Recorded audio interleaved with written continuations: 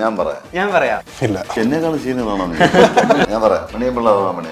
ഞാൻ കണ്ടത് സാറേനായിരുന്നെങ്കിൽ നല്ലായിരുന്നു. എന്താ ഇപ്പോഴത്തെ ജനറേഷനെ പറ്റിയുള്ള ഒരു അഭിപ്രായം? ഇവർക്ക് രാത്രി ഉറക്കമില്ലതാണ്. അപ്പൊ വൈകിച്ചിട്ടല്ലോ. ഞാൻ എന്റെ ജനറേഷൻ ആയതുകൊണ്ട്. ഞാൻ രമേശ് എന്നാണ് ഞാൻ രമേശ്. അതിൽ ലാലേട്ടന്റെ ചെറുപ്പമായിട്ടാണ് ഫസ്റ്റ് അഭിനയിക്കുന്നത്. അച്ഛന്റെ കുട്ടിക്കാലം ഞാൻ അഭിനയിച്ചിട്ടുണ്ട്. നിങ്ങൾക്ക് ആരാ ഏതെങ്കിലും ഒരു പടത്തിൽ എന്റെ ചെറുപ്പം കൊണ്ടുവന്ന് അഭിനയിക്കും? സ്ഥിരം ഈ മോന്താണ്ടെന്ന് മടുക്കും. പറഞ്ഞു വിശ്വസിക്കില്ല, ക്യാപ്റ്റൻ രാജുവിന്റെ ചെറുപ്പം. നീയാണോ ഈ നാട്ടിലുള്ള എല്ലാ കലാകാരന്റെ ചെറുപ്പം അഭിനയിച്ചോണ്ട് ഇനി അറിയാൻ കഴിഞ്ഞിട്ട് ചോദിക്കും. കടുവായക്കിടുവ പിടിക്കുന്നേ ഹംബംബോ. ഇത്രയും നന്നായി പാടുന്ന ഇതിനെ കൊണ്ട് നല്ലൊരു ആർട്ടിസ്റ്റ് ആണെന്ന് മനസ്സിലായി.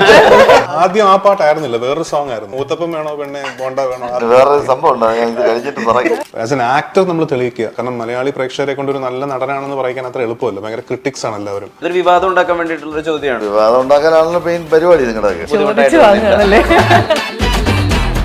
ഞാൻ വിളിച്ചിട്ട് എന്റെ മകളുടെ കല്യാണത്തിന് വരാത്ത ഒരാളുടെയും മക്കളുടെ കല്യാണത്തിന് ഞാൻ പോകില്ല. ഞാൻ ഇനി ഒരു താരത്തെ പോലെ ബിഹേവ് ചെയ്യും. താരം എന്ന് പറയുന്നത് എന്താണ് മനസ്സിലായത്? ആകാശത്ത് നിന്ന് പൊട്ടിയല്ലോ.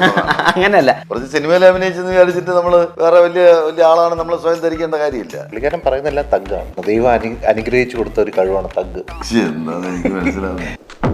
ആനന്ദന്റെ മോനും കൂടി ആദ്യം എന്റെ കുടുംബം മുടിച്ചു. എംജിആർ സാറിന്റെ ആ ഒരു സമയത്തുള്ള ബുക്കുകൾ ഞാൻ വായിച്ചിട്ടുണ്ട്, അല്ലെങ്കിൽ വിഷ്വൽസ് ഞാൻ വാച്ച് ചെയ്തിട്ടുണ്ട്. ഉഡായിപ്പ് റോളുകളിൽ കാണാനും ഭയങ്കര എളുപ്പമാണ്. ഞാൻ ഉടായ്പ അല്ലെങ്കിലും എനിക്ക് ചുറ്റും നിൽക്കുന്നവരൊക്കെ കുറച്ച് ഉടായ്പുള്ളവന്മാർ. ഞാൻ ജീവിതത്തിൽ SI ആണെന്ന് ആഗ്രഹിച്ച ആളാണ്. രണ്ട് കാര്യങ്ങൾ. പിന്നെ ചെറുപ്പത്തില് ഞാൻ പറയുന്നതിന്റെ ഇടയിൽ കയറി ലാലേട്ടന്റെ ചെറുപ്പം അഭിനയിച്ചുകൊണ്ട് സിനിമയിലേക്ക് വരികയും ചെറുപ്പം മുതലേ ലാലേട്ടനൊപ്പം അഭിനയിക്കുകയും ചെയ്യുന്ന രണ്ട് തിരുവനന്തപുരത്തുകാർ ഒന്നിക്കുന്നു എന്ന പ്രത്യേകതയുണ്ട് ഞാൻ കണ്ടതാ സാറേ എന്ന സിനിമയ്ക്ക്. സിനിമയിലെ മറ്റ് പ്രധാന വേഷങ്ങളിലെത്തുന്ന ദീപു കരുണാകരൻ ആൻഡ് മരീന മൈക്കിൾ എന്നിവരാണ് ചേരുന്നത്. നമസ്കാരം. ആദ്യ സിനിമ അങ്ങനെയാണെന്ന് കേട്ടിട്ടുണ്ട്. ആദ്യ ഡയലോഗ് ഓർമ്മയുണ്ടോ? ഇല്ല. ഞാനത് പിന്നെ ഇട്ട് കണ്ടു. ഞാൻ രമേശ് എന്നാണ് രമേശ്.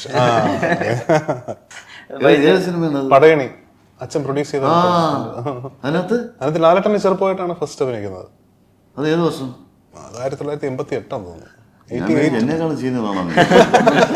അതിനേക്കാളും വലിയ സംഭവമുണ്ട്. അച്ഛന്റെ കുട്ടിക്കാലം ഞാൻ അഭിനയിച്ചിട്ടുണ്ട്. തീർത്ഥയാത്ര. സുമാൻ സാറിന്റെ. നിങ്ങൾക്ക് ആരാ മനസ്സിന്റെ തീർത്ഥയാത്ര എന്ന് പറഞ്ഞ സിനിമയാണ്. പഴയ സിനിമയാണ്. സോമൻ സാറും സുമാരൻ സാറുമാണ് അതിലെ. പുള്ളിക്കാരന്റെ കുട്ടിക്കാലത്തില് ഇത് ഞാനാണ് ചെയ്തത്. അതറിയത്തില്ലായിരുന്നു. ഈ പടയണി സിനിമ മൾട്ടി സ്റ്റാർ പടമാണ്. ദേവൻ ചേട്ടനൊക്കെ ഇല്ലേ? ചേച്ചി ഒരുപാട് ഭയങ്കര സ്റ്റാർ കാസ്റ്റ് ആയിരുന്നു. TS മോഹൻ ഡയറക്ട് ചെയ്ത സിനിമ ഇന്ദ്രരാജ് പ്രൊഡക്ഷൻസ്. അതെ, ഇന്ദ്രജിന്റെയും പൃഥ്വിരാജിന്റെയും പേര്. വൈചേട്ടന് ആദ്യ സിനിമയിലെ ആദ്യ ഷോട്ടൊക്കെ ഇപ്പോഴും ഓർമ്മയുണ്ടോ?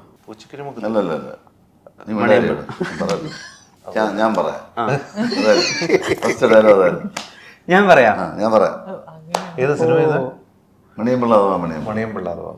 ഞാൻ കണ്ടത് സാറേനായിരുന്നെങ്കിൽ നല്ലായിരുന്നു. നമുക്ക് അങ്ങനെ ആക്കി ഇവര് പറഞ്ഞു അത് നോക്കാനൊന്നും പോകണ്ട.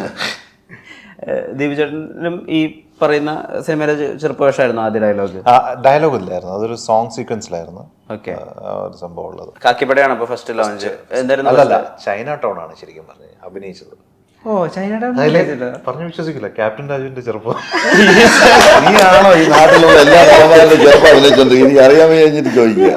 ചൈൽഡ് സ്റ്റാർ ആണല്ലോ. അപ്പം ഒരു ആഡ് ഷൂട്ടിങ്ങിന് ഹൈദരാബാദ് പോയപ്പോഴത്തേക്ക് ഈ ക്യാപ്റ്റൻ രാജു സാറിന്റെ ചെറുപ്പം അതേപോലെ കിട്ടുന്നില്ല ആരും എന്ന് പറയുമ്പോൾ റാഫി ചേട്ടൻ എൻ്റെ അടുത്ത് പറഞ്ഞു. ശരിയാ, ഇനി ഏതെങ്കിലും ഒരു പടത്തിൽ എന്റെ ചെറുപ്പം കൊണ്ടുവന്ന് അഭിനയിക്കും. ആണല്ലേ? ഓക്കെ, പേരിട്ടു ചൈൽഡ് സ്റ്റാർ. മരിക്ക് ഓർമ്മയുണ്ടോ ആദ്യ സിനിമയിൽ ആദ്യ സിനിമയിലെ ആദ്യ ഷോട്ട് ഓർമ്മയുണ്ടോ? എന്തായിരുന്നു? അതൊരു ബൈലിംഗൽ മൂവി ആയിരുന്നു. സംസാരം ആരോഗ്യത്തിന് ഹാനികരം. ദുൽഖറിന്റെ പടം. അതെ, അതില് കോഫി എടുത്ത ഒരാളെ മുഖത്തൊഴിക്കുന്നായിരുന്നു. അതിലാണെങ്കിൽ ഡയലോഗ്സും ഇല്ലല്ലോ അല്ലേ? എക്സ്ക്യൂസ് മീ അങ്ങനെ എന്തോ ആണെന്ന് തോന്നുന്നു. ഞാൻ കണ്ടതാ സാറേ എന്നുള്ള സിനിമയുടെ ട്രെയിലറൊക്കെ കാണുന്ന സമയത്ത് ഈ തിരുവനന്തപുരം ഭാഷയ്ക്കുള്ള ഒരു രസമുണ്ടല്ലോ, അത് നമുക്ക് മനസ്സിലാവുന്നുണ്ട്. അതുപോലെ തന്നെ ഒരു ക്രൈമിന് സാക്ഷിയായിട്ടുള്ള ഒരാള് പ്രതിയായാൽ എങ്ങനെയാവും എന്നുള്ള രസമുണ്ട്. ഇതിലെ ഏതാ ഒരു സെല്ലിംഗ് പോയിന്റ്? രണ്ടും ഒരു ഡാർക്ക് ഹ്യൂമർ, ഒരു ത്രില്ലർ ജോണറിൽ വിടുന്ന സിനിമയാണ്. ഒരു കുറച്ചൊരു ത്രില്ലിംഗ് ആയിട്ടുള്ള കുറെ മൊമെന്റ്സിലൂടെ സഞ്ചരിക്കുന്ന ഒരു സിനിമയാണ്. പക്ഷെ എന്നാൽ നർമ്മത്തിൽ പതിഞ്ഞാണ് ആ മുഹൂർത്തങ്ങളൊക്കെ മുന്നോട്ട് പോകുന്നത്. അപ്പോൾ ഒരു ഡാർക്ക് ഹ്യൂമർ ത്രില്ലർ ജോണറിൽ പെടുത്താവുന്ന ആ ജോണിൽ പെടുത്തുന്ന ഒരു സിനിമയാണ് ഞാൻ കണ്ടതാ സാറേ. അങ്ങനെയുള്ള സിനിമകൾ നമുക്കറിയാമല്ലോ. ഇപ്പം വെല്ലി വെല്ലി ഇപ്പൊ മലയാളത്തിൽ തന്നെ ഈ അടുത്ത കാലത്ത് വളരെ സീരിയസ് ആയിട്ടുള്ള കഥയാണെങ്കിലും അത് പറഞ്ഞു പോകുന്ന വളരെ ഹ്യൂമറസ് ആയിട്ടാണ് എന്ന് പറയുന്ന പോലത്തെ ഒരു ജോണറാണ് ഞാൻ കണ്ടതാ സാർ. സാക്ഷിയല്ലേ പല കാര്യങ്ങൾക്ക്. അതിലും അതെ അതിലും പലതും കണ്ടതായിരുന്നു. സോ അതിന്റെ ഒരു യുണീക്നെസ് ഉണ്ടായിരുന്നു അതിന്റെ സ്ക്രിപ്റ്റിൽ. അത് കേട്ടപ്പോൾ ഇൻട്രസ്റ്റിംഗ് ആയിട്ട് തോന്നി, ഒരു ഡിഫറെന്റ് അറ്റംപ്റ്റ് ആയിട്ട് തോന്നി. അങ്ങനെയാണ് ഈ സിനിമ കമ്മിറ്റ് ചെയ്യുന്നത്. തിരുവനന്തപുരം ഭാഷ എടുത്തിട്ട് പ്രയോഗിക്കുന്നതിന്റെ ഒരു സുഖം അങ്ങനെയൊന്നും ഉണ്ടായിരുന്നില്ല. അങ്ങനെ ഒരു ഭയങ്കര കൊളോക്കിയൽ ഒരു സ്ലാങ് ഉപയോഗിച്ചിട്ടില്ല. കാഷ്വൽ ആയിട്ടുള്ള ഒരു സ്ലാങ്ങേ ഉള്ളൂ. കുറച്ചൊരു അവിടെ ഇവിടെ ഒക്കെ വരുന്നുണ്ട്. മലയാളികൾക്ക് എല്ലാം മനസ്സിലാവുന്ന ഭാഷയാണ് പറഞ്ഞിട്ടുള്ളത്. അല്ലാതെ പ്രത്യേകിച്ച് ഒരു ജില്ലയുടെ ഭാഷയൊന്നും. തിരുവനന്തപുരം ഭാഷ അങ്ങനെ വേറൊരു എന്താ പറയാ വെറുക്കപ്പെട്ട ഒരു ഭാഷയായിട്ട് അങ്ങനല്ല. ഇവർക്കൊക്കെ അങ്ങനെ ഒരു ട്രിവാൻഡ്രത്ത് പിന്നെ ഒരുപാട് വർഷം ജീവിക്കുമ്പോൾ ഓട്ടോമാറ്റിക്കലി നമുക്കൊരു ചെറിയൊരു സാധനം വരും. നമ്മൾ ഫ്രണ്ട്സ് ആയിട്ടൊക്കെ സംസാരിക്കുമ്പോൾ പ്രത്യേകിച്ച്. പക്ഷേ ഈ ആ സിറ്റിക്ക് അകത്തൊരു സ്ലാങ്ങും അതുപോലെ ഈ തീരദേശങ്ങളിലൊക്കെ ഒരുപാട് ഭയങ്കര വ്യത്യാസമാണ്. അങ്ങനത്തെ സ്ലാങ് സംസാരിക്കുന്നത് ഭയങ്കര ഡിഫറെന്റ് ആണ് ഓരോ സ്ഥലത്തും. നീ പറഞ്ഞ വെഞ്ഞാറമ്മൂട്, വർക്കല, അല്ലെങ്കിൽ പാറശാല ഒക്കെ വെവ്വേറെ സംസാര രീതിയാണ്. അത് എല്ലാം തലയിലായി. പക്ഷെ ഈ സിനിമയിൽ ഇപ്പൊ ഞാൻ പറയണേ, എനിക്ക് ബൈചേട്ടനെയും ഇന്ദ്രനെയൊക്കെ നേരത്തെ അറിയാന്നുള്ളത് നമ്മൾ നോർമലി സംസാരിക്കുന്ന രീതിയിൽ മാത്രമേ സംസാരിച്ചിട്ടുള്ളൂ. നമ്മൾ നോർമൽ കോൺവെർസേഷൻസിൽ സ്ലാങ് ഇല്ലെങ്കിലും ഫ്രണ്ട്സ് തമ്മിൽ സംസാരിക്കുമ്പോൾ അങ്ങനെയുള്ള കൊണോട്ടേഷൻസ് ഉണ്ടാവാറുണ്ട്. അതുണ്ട് സിനിമയിൽ. നിങ്ങൾക്ക് രണ്ടുപേർക്കും ഒരു ഐക്കോണിക് സീൻ ഉണ്ട് മലയാളത്തില്, അമർ അക്ബർ ആന്റണിയുടെ കടുവായ പിടിക്കുന്ന. ഇപ്പോഴും എനിക്ക് തോന്നുന്നു 2012 ശേഷം ഏതെങ്കിലും ഒരു പടത്തിന്റെ കോമഡി സീൻ ഈ പോപ്പുലർ ആയിട്ടുള്ള 80s 90s കോമഡി സിനിമകളുടെ സീനുകളുടെ കൂടെ വരുന്നുണ്ടെങ്കിൽ അത് അമർ അക്ബറിൽ ഈ സീനാ, കടുവ പിടിക്കുന്ന സീനാ. എന്തൊക്കെയായിരുന്നു ആ സീൻ എടുക്കുമ്പോഴുള്ള ഓർമ്മകള്? എനിക്കത് ഭയങ്കര ന്യൂ ആണ്, പുതിയൊരു എക്സ്പീരിയൻസ് ആണ്. ബിക്കോസ് അത് വലിയ ഒരു കുറേ ആർട്ടിസ്റ്റുകളുള്ള പടമല്ലേ. അപ്പം ഞാനതിൽ ആ സമയത്ത് മോഡലിംഗ് ചെയ്യാണ്, വലിയ പടങ്ങളൊന്നും ചെയ്തിട്ടില്ല. അപ്പം എനിക്കിവരെ കാണുമ്പോൾ ഭയങ്കര എക്സൈറ്റ്മെന്റ് ആയിരുന്നു. പിന്നെ അതും കോമ്പിനേഷൻ സീൻ എന്ന് പറയുമ്പം ലൈക്ക് അത്യാവശ്യം ഒരു മേജർ സീനല്ലേ, കോമഡി സീനും കൂടെയാണ്. അപ്പോൾ നല്ലൊരു എക്സ്പീരിയൻസ് ആയിരുന്നു. പിന്നെ ഇവരൊക്കെ നേരിട്ട് അന്നാണ് എനിക്ക് കാണാൻ പറ്റിയത്. അപ്പോൾ അതിൻ്റെ ഒരു എക്സൈറ്റ്മെന്റിലാണ് ഞാൻ ഇരുന്നത്. വളരെ സ്മൂത്ത് ആയിട്ട് ചെയ്യാൻ പറ്റി. ഇത്രയും നന്നായി പാടുന്ന ഇതിനെ കൊണ്ട് പാടിപ്പിച്ചതല്ലേ കോമഡി. നല്ലൊരു ആർട്ടിസ്റ്റ് ആണെന്ന് മനസ്സിലായി. പക്ഷെ അന്ന് ആ സീൻ എടുക്കുമ്പോൾ എനിക്ക് അത് എങ്ങനെയാണ് കമ്പോസ് ചെയ്യുന്നത്, അത് എവിടെയാ വരുന്നതെന്നൊന്നും അറിയില്ല. പക്ഷെ അതിന്റെ ആദ്യം ആ പാട്ടായിരുന്നില്ല, വേറൊരു സോങ് ആയിരുന്നു.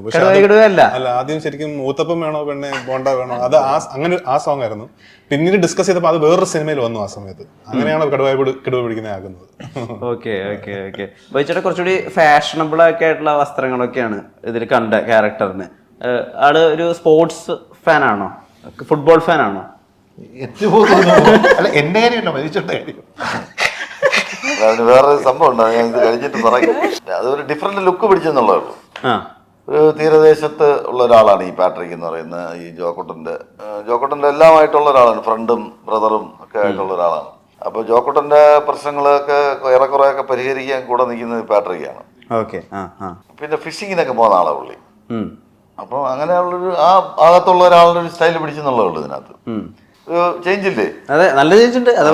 കോസ്റ്റ്യൂംസും സ്ഥിരം ഈ മോന്താണ്ടിരുന്ന മടുക്കും. അതുകൊണ്ടാണ് ഞാൻ എന്തെങ്കിലുമൊക്കെ മാറ്റി പിടിക്കാന്ന് വിചാരിച്ചത്. എന്റെ കോസ്റ്റ്യൂമിന്റെ സംഭവം ഡീറ്റെയിലും എല്ലാം വൈശന്റെ ഡിസൈനിലൊക്കെ ഉണ്ടായിരുന്നു. എപ്പോഴും കളിക്കുന്ന സ്പോർട്സ് ഷട്ടിലല്ലേ? ഷട്ടിൽ എന്നുള്ള ഗെയിമിനോട് എന്താ? ബാഡ്മിന്റൺ ഒരു 10-30 വർഷമായിട്ട് കളിക്കുന്നുണ്ട്. അതുകൊണ്ടാണ് ഇങ്ങനെയെങ്കിലും ഒക്കെ ഇരിക്കുന്നത്. ചേട്ടാ, ഇപ്പം ചില സിനിമകൾക്ക് വേണ്ടിയിട്ട് ഭയങ്കര ഡീപ്പായിട്ടൊക്കെ പ്രിപ്പയർ ചെയ്തിട്ടുണ്ടല്ലോ. ഇപ്പൊ ചാന്തുകൂട്ടിൽ ആർത്തിങ്കൽ തീരദേശത്തെ ആളുകളെ കാണുക, ഒബ്സർവ് ചെയ്യുക, അവരെ പറ്റി പഠിക്കുക. അല്ലെങ്കിൽ ഇപ്പം MGRന് നമുക്കറിയാം, അല്ലെങ്കിൽ MGR എന്നല്ല, ആ ഒരു ഫിഗറുള്ള ഒരാളെ അഭിനയിച്ച് കാണിക്കുക. അപ്പൊ അതിന് വേണ്ടിയിട്ടും അതിന്റെ വായനയുണ്ട്, അങ്ങനത്തെ കാര്യങ്ങൾ ചെയ്തിട്ടുണ്ട്. അപ്പൊ ഇപ്പോഴും അങ്ങനെ ഒരു ക്യാരക്ടറിന് വേണ്ടി പഠിക്കാൻ, അങ്ങനെ പ്രിപ്പറേഷനിൽ ഇൻവോൾവ് ആവാനൊക്കെ സാധിക്കുന്നുണ്ടോ? തീർച്ചയായിട്ടും അതിൻ്റെ ഒരു പ്രോസസ്സിന്റെ ഒരു ഭാഗമാണല്ലോ. പക്ഷെ എല്ലാ കഥാപാത്രങ്ങൾക്കും അതിന്റെ ആവശ്യം ഉള്ളതായിട്ട് എനിക്ക് തോന്നിയിട്ടില്ല. പക്ഷെ ഇങ്ങനെ എക്സ്ട്രാ പ്രിപ്പറേഷൻ ആവശ്യമായിട്ടുള്ള കുറച്ച് ക്യാരക്ടേഴ്സ് വരുമ്പോൾ തീർച്ചയായിട്ടും നമ്മൾ അതിനെക്കുറിച്ച് പഠിക്കേണ്ടതായിട്ടുണ്ട്. നമുക്ക് അറിഞ്ഞുകൂടാത്ത ഒരു മേഖല ആണെങ്കിൽ നമ്മൾ ആ മേഖലയെക്കുറിച്ച്, പുള്ളി ആ ഒരു കഥാപാത്രം ജീവിച്ചിരുന്ന ഒരു ബാക്ക്ഗ്രൗണ്ടിനെ കുറിച്ച് പഠിക്കുക, അല്ലെങ്കിൽ പുള്ളി ജീവിച്ചിരുന്ന ചുറ്റുപാട്, സുഹൃത്തുക്കള്. ഇപ്പം ഈ MGRന്റെ റെഫറൻസ് പറഞ്ഞുകൊണ്ടാണ്, MGR സാറിന്റെ ആ ഒരു സമയത്തുള്ള ബുക്കുകൾ ഞാൻ വായിച്ചിട്ടുണ്ട്, അല്ലെങ്കിൽ വിഷ്വൽസ് ഞാൻ വാച്ച് ചെയ്തിട്ടുണ്ട്. അപ്പോൾ ഒരു ആക്ടറിനെ സംബന്ധിച്ചോളം ഏറ്റവും വലിയ 2 പ്രിപ്പറേഷൻ എന്ന് പറയുന്നത് ഒന്ന് ഒബ്സർവേഷനാണ്, ഈ പറഞ്ഞ പോലെ ഒബ്സർവേഷൻ, പിന്നെ communication with the writer and the director. ഇത് രണ്ടും ഉണ്ടെങ്കിൽ നമുക്ക് half the job is done. പിന്നെ ബാക്കിയൊക്കെ നമ്മൾ സ്പോണ്ടേനിയസ് ആയിട്ട് ചെയ്യുന്ന കാര്യങ്ങളാണ്. നമുക്ക് ഞാൻ എപ്പോഴും പ്രിപ്പയർ ചെയ്യുന്നത് സ്പോട്ടിൽ പോയി നിൽക്കുന്നതിന് മുമ്പാണ്. നമ്മൾ പ്രിപ്പറേഷൻ അതിന് മുമ്പ് ഷൂട്ടിംഗ് തുടങ്ങുന്നതിന് മുമ്പ് കംപ്ലീറ്റ് പ്രിപ്പയർ ചെയ്തിട്ട് അത് അവിടെ വിട്ടിട്ടാണ് ഞാൻ ലൊക്കേഷനിലേക്ക് വരുന്നത്. അപ്പോൾ ഓട്ടോമാറ്റിക്കലി ആ ഒരു സാധനം ഉള്ളിലുണ്ടാവും. ആ ഒരു പ്രിപ്പറേഷൻ, ബേസിക് പ്രിപ്പറേഷൻ എല്ലാ കഥാപാത്രങ്ങളും ചെയ്യാറുണ്ട്. പക്ഷേ നമുക്ക് അപരിചിതമായ ഒരു ബാക്ക്ഡ്രോപ്പിൽ നിൽക്കുന്ന, നമുക്ക് പരിചിതമല്ലാത്തൊരു കഥാപാത്രത്തെയാണ് നമ്മൾ അവതരിപ്പിക്കുന്നതെങ്കിൽ അതിൻ്റെതായ കുറച്ച് എക്സ്ട്രാ പ്രിപ്പറേഷൻസും ചെയ്യാറുണ്ട്. വിരലുകളൊക്കെ പിടിക്കുന്നത് കറക്റ്റ് എംജിആറിനെ പോലെ. എംജിആർ വിരലുകൾ പിടിക്കുന്നതിന് ഒരു പ്രത്യേകത രീതി. കാരണം എനിക്ക് കുറെ, ഞാൻ ഗൗതമിനോട് വർക്ക് ചെയ്ത സമയത്ത് ഒരുപാട് പഴയ വിഷ്വൽസ്, അതുപോലെ ബുക്സ് ഒരുപാട് വായിച്ചിരുന്നു ആ സമയത്ത് എംജിആർ സാറിനെ കുറിച്ച്. അങ്ങനെയാണ് പിന്നെ അത് ചെയ്യുന്നത്. അപ്പോൾ പിന്നെ എൻ്റെ അടുത്ത് ഗൗതം പറഞ്ഞിരുന്നു, ലൈക്ക് എക്സാക്ട്ലി അത് റീപ്രൊഡ്യൂസ് ചെയ്യേണ്ട, അത് ഇന്ദ്രജിത്തിന്റെ സ്റ്റൈലിൽ തന്നെ ചെയ്താൽ മതി, മിമിക് ചെയ്യേണ്ടെന്ന് പറഞ്ഞു. അപ്പോൾ അങ്ങനെ ഞാൻ എൻ്റെ ഒരു രീതിയിലാണത് ആ ഒരു ഇതിനെ അപ്രോച്ച് ചെയ്യുന്നത്. പക്ഷെ അത് somewhere it worked out well. ഈ ഇരുവർ കാണാതെ എങ്ങനെ പിടിച്ചു തന്നു? ഇരുവർ കണ്ടു, ഞാൻ കണ്ടിട്ടുണ്ട്. ഇരുവർ നേരത്തെ കണ്ടിട്ടുണ്ട്. ഇങ്ങനെ ഒരു റോള് വരുമ്പോ ആർക്കാലും ഗോ ടു പടായിട്ട് ഇരുവർ ഉണ്ടാവും. അതെ, അല്ല സി ഈവൻ ഇരുവറിലാണെങ്കിൽ കൂടി ഇപ്പൊ എംജിആർ സാറിനെ അവതരിപ്പിച്ചിരിക്കുന്നത് ലാലേട്ടന്റെ ഒരു സ്റ്റൈലിലാണ് ചെയ്തിരിക്കുന്നത്. എന്ന് പറഞ്ഞതുപോലെ അത് തന്നെയായിരുന്നു ഗൗതമിനും ആവശ്യം. ഗൗതം പറഞ്ഞു മിമിക് ചെയ്യാൻ പോണ്ട, മിമിക് ചെയ്ത് കഴിഞ്ഞാൽ ചിലപ്പം പെർഫോമൻസ് വിൽ ഫോൾ ഫ്ലാറ്റ്. അപ്പോൾ ഇന്ദ്രജിത്തിന്റെ രീതിയിൽ ആ ഒരു എംജിആർ സാറിന്റെ ആ ചേരുവകൾ മനസ്സിലാക്കി ഇന്ദ്രജിത്തിന്റെ രീതിയിൽ പെർഫോം ചെയ്താൽ മതി എന്ന് പറഞ്ഞു. അപ്പൊ അതുകൊണ്ടായിരിക്കാം ആ ഒരു യുണീക്നെസ് ആ ഒരു കഥാപാത്രത്തിന് ഉണ്ടായത്. ഏതായാലും ആ ഒരു സീരീസ് ഭയങ്കര പോപ്പുലർ ആയിരുന്നു. ക്രിട്ടിക്കൽ അക്ലൈംഡ് ആണ്. ബൈചേട്ടൻ അങ്ങനെ ഒരു പ്രിപ്പറേഷൻ ഒക്കെ ഉണ്ടായിട്ടുണ്ടോ എപ്പോഴെങ്കിലും കരിയറിൽ? പ്രിപ്പറേഷന് വേണ്ടിയിട്ടുള്ള അങ്ങനെ അന്തം വിട്ട റോളുകളൊന്നും എനിക്ക് കിട്ടിയിട്ടില്ല. ഇപ്പം എനിക്ക് പെട്ടെന്ന് ഈ ചാന്ത് പൊട്ടെന്ന് സിനിമ ദിലീപ് ചെയ്ത റോളുണ്ട്, ഭയങ്കര പ്രയാസമാണ് ചെയ്യാൻ. അതെ അതെ. അപ്പം അങ്ങനെയൊക്കെയുള്ള ചലഞ്ചിങ് ആയിട്ടുള്ള ക്യാരക്ടേഴ്സ് വരുമ്പോൾ മാത്രമേ ഈ വലിയ പ്രിപ്പറേഷൻ്റെ ആവശ്യം വരുന്നുള്ളൂ. അല്ലാത്തതിനൊക്കെ നമ്മൾ ബിഹേവ് ചെയ്താൽ മതി, വലിയ അന്തം വിട്ട് അഭിനയിക്കേണ്ട കാര്യമൊന്നുമില്ല. ഭയങ്കര ബിലീവബിൾ ആണ് ബൈചേട്ടനെ. ഒന്ന് പോലീസ് ഓഫീസർ റോളുകളിൽ കാണാനും, രണ്ട് അങ്ങനെ പറയുന്നത് ശരിയാണെന്നറിയില്ല, ഈ ഉഡായിപ്പ് റോളുകളിൽ കാണാനും ഭയങ്കര എളുപ്പമാണ്. വിശ്വാസ്യത കുറെ കൂടും. ഞാൻ ഉടായ്പ അല്ലെങ്കിലും എനിക്ക് ചുറ്റും നിൽക്കുന്നവരൊക്കെ കുറച്ച് ഉടായ്പുള്ളവന്മാരാണ്. അപ്പൊ അത് ഒബ്സർവ് ചെയ്ത് വെച്ചാൽ മതി. അപ്പൊ അത് അഭിനയിക്കാൻ വലിയ പ്രയാസമില്ല. പിന്നെ ചെറുപ്പത്തില് ഞാൻ പറയുന്നതിന്റെ ഇടയിൽ കയറി പിന്നെ അതുപോലെ ഞാൻ ജീവിതത്തിൽ SI ആണെന്ന് ആഗ്രഹിച്ച ആളാണ് ജീവിതത്തില്. അപ്പൊ അതുകൊണ്ട് ആ പോലീസ് വേഷം എനിക്ക് ചേരുന്നതാണ്. എനിക്കത് കൈകാര്യം ചെയ്യാൻ അറിയാം എങ്ങനെയാണെന്ന്. ആ സ്വപ്നം ഒരുപാട് പോലീസുകാർ കൂട്ടുകാരായിട്ടുണ്ട്. അപ്പൊ അതിന്റെയൊക്കെ കുറേശ്ശെ ഈ പറഞ്ഞാൽ ഒബ്സർവ് ചെയ്ത് വെച്ചിട്ടുണ്ട്. പണ്ടത്തെ സിനിമകളിലൊക്കെ ഈ ഡയലോഗുകളുടെ കൂടെയുള്ള ബൈചേട്ടൻ അഡീഷൻസ് ഉണ്ടായിരുന്നല്ലോ. ഇപ്പൊ ഉദാഹരണത്തിന് മാട്ടുപട്ടി മച്ചാനില് കമ്പം, തേനി, സ്റ്റാച്യു, പേട്ട എന്ന് പറയുന്ന ആ ഏരിയ ബൈചേട്ടൻ കയ്യിൽ നിന്നിടുന്നതാണ്. ഇപ്പോഴും അങ്ങനെ കയ്യിൽ നിന്നിടാനുള്ള ആവേശം അങ്ങനെയൊക്കെ അവസരം കിട്ടിയ ഇടും. അതിനുണ്ട് നമ്മുടെ സാഹചര്യമായിട്ട് ഒത്തു വരുന്ന സിറ്റുവേഷനായിട്ട് മാച്ച് ചെയ്യുന്നതാണെങ്കിൽ എന്ന് പറയുന്നത് അത് കറക്റ്റ് ആയിരിക്കണം. പക്ഷെ പറയുന്നത് അല്ലെങ്കിൽ അത് പാളും.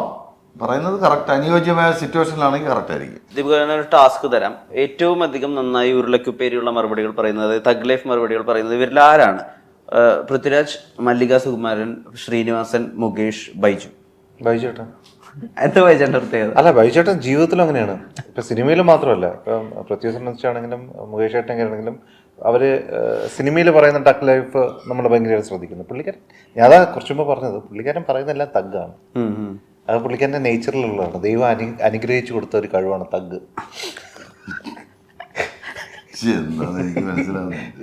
അല്ല, പുള്ളിക്കാരനെ അല്ലാതെ പരിചയമുള്ള ആൾക്കാർക്ക് അറിയാം. നമ്മൾ സാധാരണ സംസാരിക്കത്തില്ലേ, ഇത് ഡയലോഗിന് വേണ്ടി പറയുന്നതല്ല, പുള്ളിക്കാരൻ പറയുന്നതിൽ ഒരു തഗ് ഉണ്ടാവും.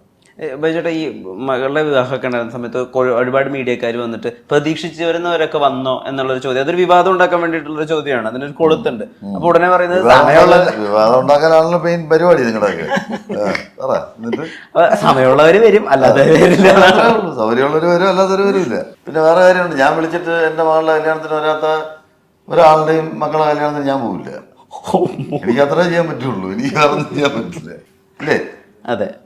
പരിഭവമൊന്നുമില്ല, ആരോടും പരിഭവമില്ല, പണക്കമില്ല, ഒന്നുമില്ല. ഈ വിക്കിപീഡിയ പേജ് എടുത്താലേ അതിനകത്ത് ഫിൽമോഗ്രഫി, അക്ലോഡ്സ്, അവാർഡ്സ് എന്നൊക്കെ പറഞ്ഞിട്ട് കോൺട്രവേഴ്സി എന്ന് പറഞ്ഞിട്ടും കൂടി ഒരു ഏരിയ ഉണ്ട്, വിവാദങ്ങൾ എന്നുള്ളത്. ഇതെപ്പോഴെങ്കിലും എടുത്ത് വായിച്ചിട്ടൊരു സ്വയം പുനർചിന്തനം നോക്കി ഞാൻ ഇനി ഒരു താരത്തെ പോലെ ബിഹേവ് ചെയ്യും, താരത്തിന് മനുഷ്യന്മാരിൽ നിന്നൊക്കെ കുറച്ച് മാറി കുറച്ച് വെയിറ്റ് ഒക്കെ ഇട്ട്, അങ്ങനെയല്ല, കുറച്ച് മിതമായി സംസാരിച്ച് ആൾക്കാരെ പോലെയൊക്കെ ജനിച്ചു വളർന്ന ആൾക്കാരുണ്ട്. കുറച്ച് സിനിമയിൽ അഭിനയിച്ചെന്ന് വിചാരിച്ചിട്ട് നമ്മള് വേറെ വലിയ ആളാണ് നമ്മൾ സ്വയം ധരിക്കേണ്ട കാര്യമില്ല. സാധാരണ ഒരു മനുഷ്യൻ തന്നെയാണ്.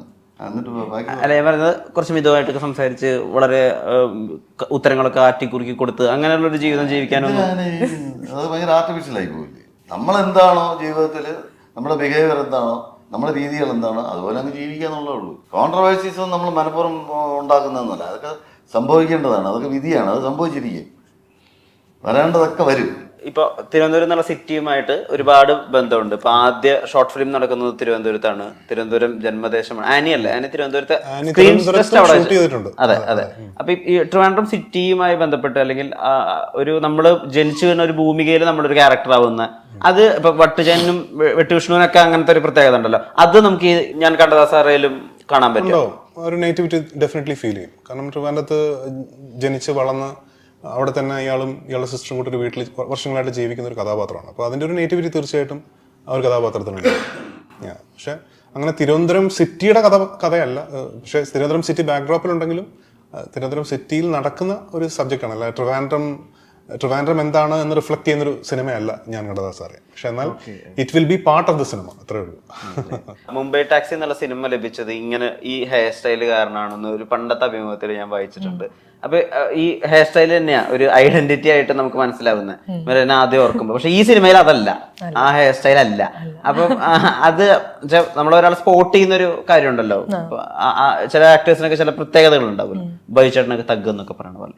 അപ്പൊ അത് മാറ്റുന്നത് ഒരു ബുദ്ധിമുട്ടായിട്ട് നെല്ലിന്റെ മുടി ജന്മന ഇങ്ങനെയാണ്. ഓരോരുത്തർ എന്തുമാത്രം കാശ് കൊടുക്കുന്നുണ്ടെന്ന് എടുക്കാനായിട്ട്. എനിക്ക് മുംബൈ ടാക്സി ഒക്കെ ചെയ്യുന്ന സമയത്ത് അത് കഴിഞ്ഞിട്ട് വരുന്ന സിനിമകളെല്ലാം ഒന്നെങ്കിൽ നെക്സ്ലെറ്റ് അല്ലെങ്കിൽ ആണുങ്ങളുമായിട്ട് മറ്റേ ഇടി പിടിക്കുന്ന അങ്ങനത്തെ ക്യാരക്ടേഴ്സാണ് വന്നത്. ചങ്സ് വരെയൊക്കെ അങ്ങനെ തന്നെയാണ് ചെയ്തത്. അത് കുറച്ച് ഹെൽത്തിന് ദോഷമാണെന്നുള്ളത് കൊണ്ട് പിന്നെ ഞാൻ മുടി സ്ട്രെയിറ്റ് ചെയ്തതിന് ശേഷമാണ് ഈ ഒരു സിനിമ ചെയ്തത്. അപ്പം ഈ ഐഡന്റിറ്റി പ്രശ്നമുണ്ട്. അതായത് മുടി വെച്ച് പറയുമ്പോൾ നമ്മളെ പേര് ചില ആളുകൾക്ക് ഇപ്പോഴും കൺവിൻസിങ് അല്ല. കാരണം ഞാൻ ആരോടത്തെങ്കിലും മെറീന എന്ന് പറയുമ്പോൾ ഹാപ്പി വെഡിങ്ങിൽ സോഫിയ എന്ന് പറഞ്ഞ പേര് കുറച്ച് ആൾക്കാർ ശ്രദ്ധിച്ചിരുന്നു. അപ്പം ഈ നമ്മൾ ചെയ്ത സിനിമ പോലും ആ പാട്ട് പാടുന്ന സീനിലുള്ളത് ഞാനാണെന്ന് പറയുമ്പോഴാണ് ആളുകൾ ഇതാക്കുന്നത്. ബിക്കോസ് ആ സീനിൽ ആ കിടുവ പിടിക്കുന്നതെന്നുള്ള സീൻ പോപ്പുലർ ആയതുകൊണ്ട് അത് അതിലേ അങ്ങ് പോയി. പിന്നെ സോഫിയ എന്ന് പറഞ്ഞ പേരാന്ന് വെച്ചാൽ അപ്പൊ എല്ലാവരും വിചാരം എന്റെ പേര് സോഫിയ എന്നാ.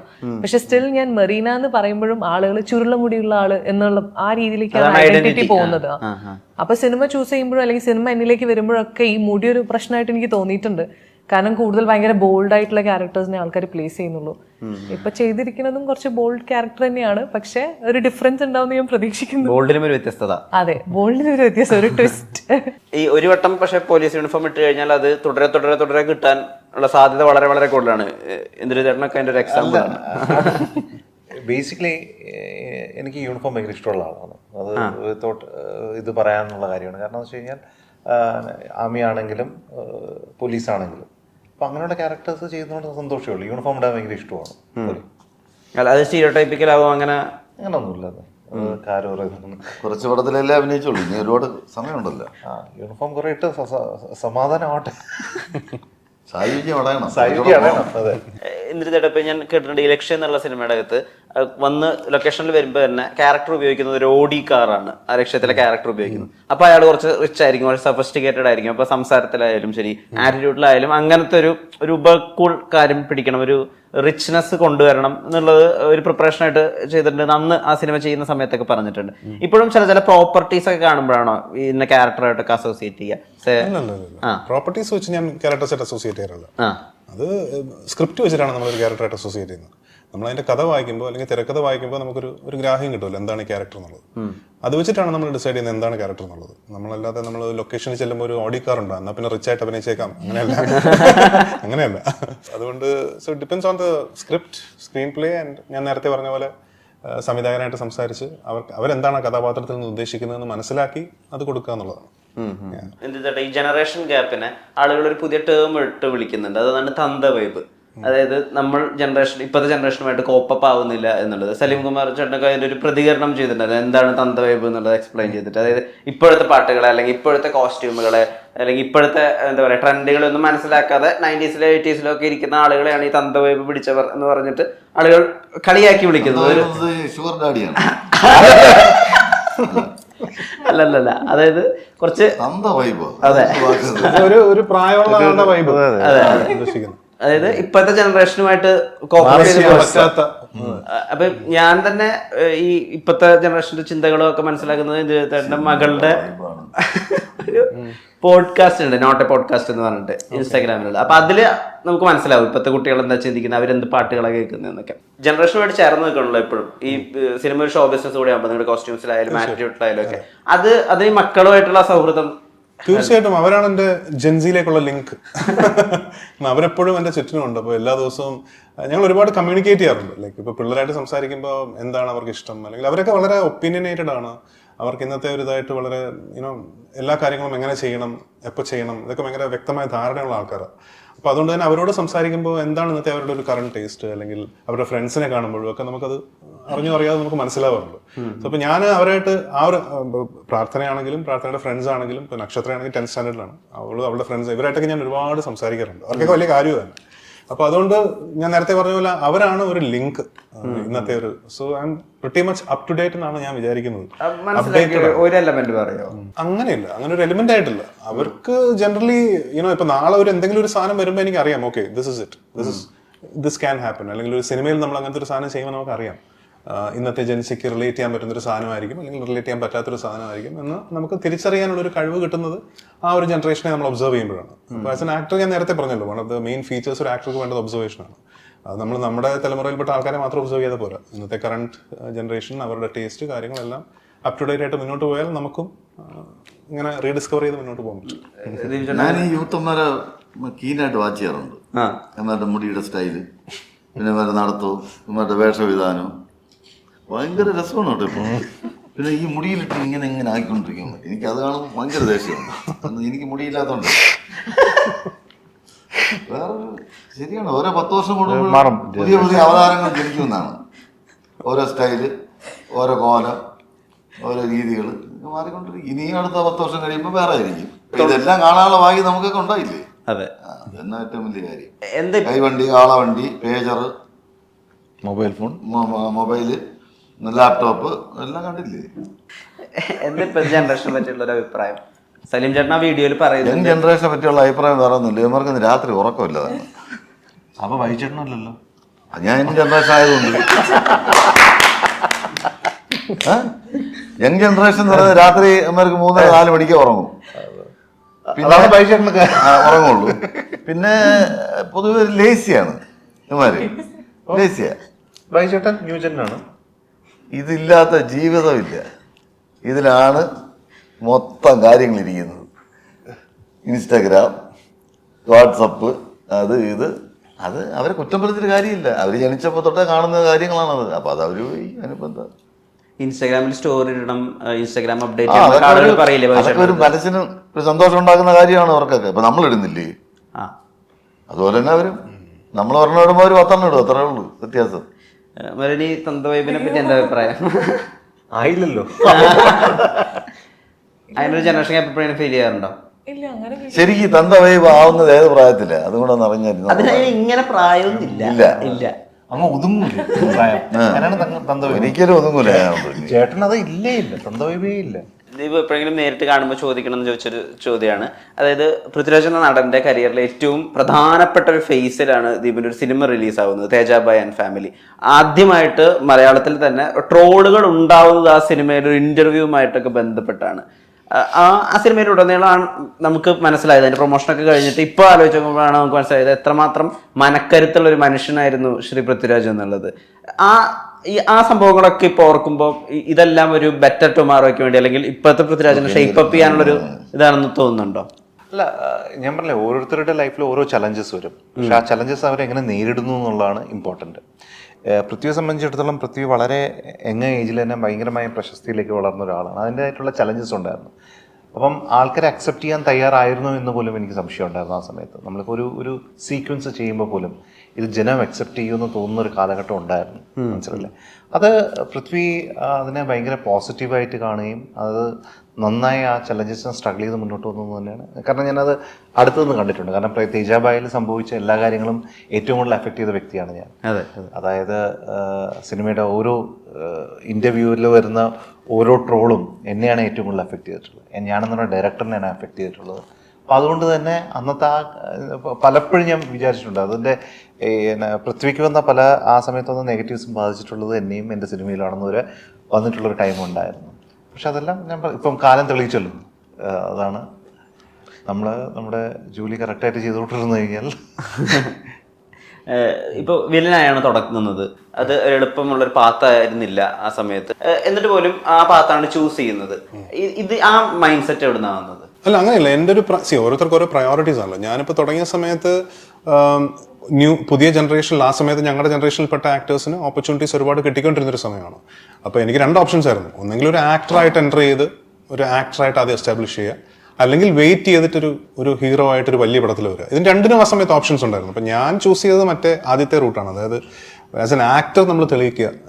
കാരണം മലയാളി പ്രേക്ഷകരെ കൊണ്ട് ഒരു നല്ല നടനാണെന്ന് പറയാൻ അത്ര എളുപ്പമല്ല. ഭയങ്കര ക്രിട്ടിക്സ് ആണ് എല്ലാവരും. ഒരു ആക്ടറെ വളരെ ജഡ്ജ്മെന്റലായിട്ട് ചിലപ്പം സ്ക്രീനിൽ കാണുന്ന പ്രേക്ഷകരാണ്. അപ്പോൾ ആ രീതിയിൽ എൻ്റെ ഒരു പ്രധാന ഉദ്ദേശം എന്ന് പറയുന്നത് വളരെ ഡിഫറെൻ്റ് ആയിട്ടുള്ള ക്യാരക്ടേഴ്സ് ചെയ്യുക. അതൊക്കെ ആഗ്രഹങ്ങളാണ് കേട്ടോ. ആ സമയത്ത് ചെയ്ത് കഴിഞ്ഞ് ഒരു ആക്ടർ എന്നുള്ള രീതിയിൽ എസ്റ്റാബ്ലിഷ് ചെയ്യുക. അത് കഴിഞ്ഞിട്ട് പിന്നെ ബാക്കി എന്ത് വരുന്നത് വെച്ചാൽ നമുക്കൊരു ബോണസ് ആയിട്ട് എടുക്കാം എന്നുള്ള രീതിയിലാണ് ഞാൻ തുടങ്ങിയത്. പക്ഷെ എന്തോ ഒരു ഭാഗ്യവശാൽ അങ്ങനെയുള്ള വളരെ different characters back to back എനിക്ക് ചെയ്യാനുള്ളൊരു ഭാഗ്യം ലഭിച്ചു. ഇപ്പൊ മീശമാധവൻ എന്ന് പറഞ്ഞ സിനിമ കഴിഞ്ഞ് ഇമ്മീഡിയറ്റ്ലി ചെയ്യുന്ന സിനിമയാണ് മിഡിരണ്ടിലും എന്ന് പറഞ്ഞ സിനിമ. ചാന്തുപൊട്ട് കഴിഞ്ഞ് ചെയ്യുന്ന സിനിമയാണ് ക്ലാസ്മേറ്റ്സ്. അപ്പോൾ എക്സ്ട്രീംലി ഡിഫറെൻ്റ് ആയിട്ട് സ്പിയേഴ്സ് അപ്പാർട്ടായിട്ട് നിൽക്കുന്ന കഥാപാത്രങ്ങൾ ബാക്ക് ടു ബാക്ക് ആയിട്ട് എൻ്റെ കരിയറിലെ പല പോയിന്റ്സിൽ എനിക്ക് ചെയ്യാനുള്ളൊരു ഒരു ഭാഗ്യം ലഭിച്ചിട്ടുണ്ട്. ആൻഡ് അതുകൊണ്ട് തന്നെ ആയിരിക്കാം ഇപ്പോൾ ഇത്രയും സിനിമകൾ കഴിഞ്ഞ് ഇപ്പോൾ 100 സിനിമ, ഒരു സിനിമയോട് കഴിഞ്ഞാൽ 100 സിനിമയാവും. അപ്പം എനിക്ക് തോന്നുന്നു നെക്സ്റ്റ് ഫിലിമാന്ന് തോന്നുന്നു, എനിക്കറിയില്ല, കൗണ്ട് ചെയ്തിട്ടില്ല. അപ്പോൾ ഇത്രയും ഒന്ന് നിൽക്കുമ്പോൾ ഇന്ദ്രജിത്ത് എന്നൊരു ആക്ടറെ കുറിച്ച് സംസാരിക്കുമ്പോൾ എല്ലാത്തരം കഥാപാത്രങ്ങളും ഹാൻഡിൽ ചെയ്തിട്ടുള്ള അല്ലെങ്കിൽ എഫക്റ്റീവായിട്ട് പെർഫോം ചെയ്യാൻ പറ്റുന്ന, പോർട്രേ ചെയ്യാൻ പറ്റുന്നൊരു ആക്ടറാണ് ഇന്ദ്രജിത്ത് എന്ന് ഇന്നൊരു സംസാരം ഉണ്ടെങ്കിൽ അതിൻ്റെ ഈ കഥാപാത്രങ്ങൾ ചെയ്തതുകൊണ്ട് തന്നെയാണ്. ഡിഫറെൻ്റ് ആയിട്ടുള്ള ഷെയ്ഡ്സ് ഉള്ളതുകൊണ്ടാണ്. So as an actor I feel lucky on that regard. 2025 മലയാളത്തിലെ ഏറ്റവും വലിയ സിനിമ ഇറങ്ങുന്നു. ആ സിനിമയുടെ പേര് എമ്പുരാൻ എന്നാണ്. ആ രഹസ്യം എങ്ങനെ മൂടി വയ്ക്കും? രഹസ്യമൊന്നുമില്ലല്ലോ. മാർച്ച് 27 ഇറങ്ങുന്ന രഹസ്യം അതിലെന്തായിരിക്കും അതിന്റെ സ്കെയില്, അതിന്റെ വലുപ്പം? അത് അൺഡൗട്ടഡ്ലി ഇപ്പൊ ഈ പറഞ്ഞത് തന്നെയാണ്. കാരണം മലയാളത്തിലെ സ്കെയിൽ വൈസും ബഡ്ജറ്റ് വൈസും ഏറ്റവും വലിയ സിനിമയായിരിക്കും എമ്പുരാൻ.